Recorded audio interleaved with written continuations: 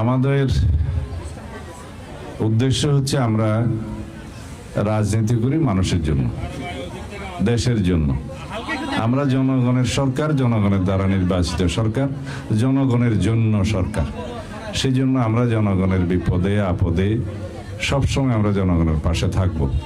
এটা আমাদের আদর্শ, এটা আমাদের উদ্দেশ্য, এটা আমাদের অঙ্গীকার।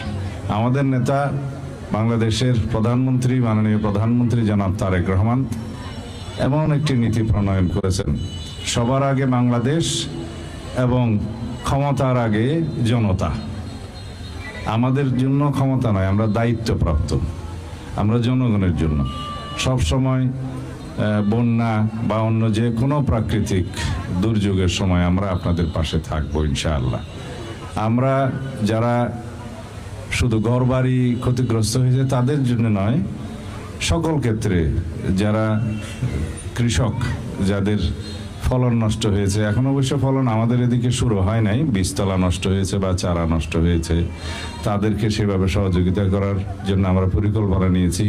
কৃষি উপকরণ, সার, বীজ, কীটনাশক সহ সকল কিছু দেয়া হবে। যারা গবাদি পশু এবং মৎস্য চাষের লিপ্ত ছিলেন, যারা বন্যায় ক্ষতিগ্রস্ত হয়েছেন, তাদেরও আমরা জরিপ করে পরিসংখ্যান নিচ্ছি, তাদেরকেও সাহায্য সহযোগিতা করা হবে।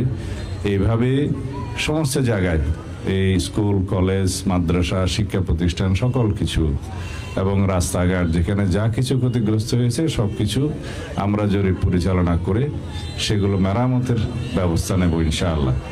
আমাদের অঙ্গীকার, আমরা সকল সময় দরিদ্র মানুষের পাশে থাকবো, এদেশের মানুষের পাশে থাকবো এবং এদেশের মানুষের ন্যায় বিচার নিশ্চিত করবো ইনশাআল্লাহ।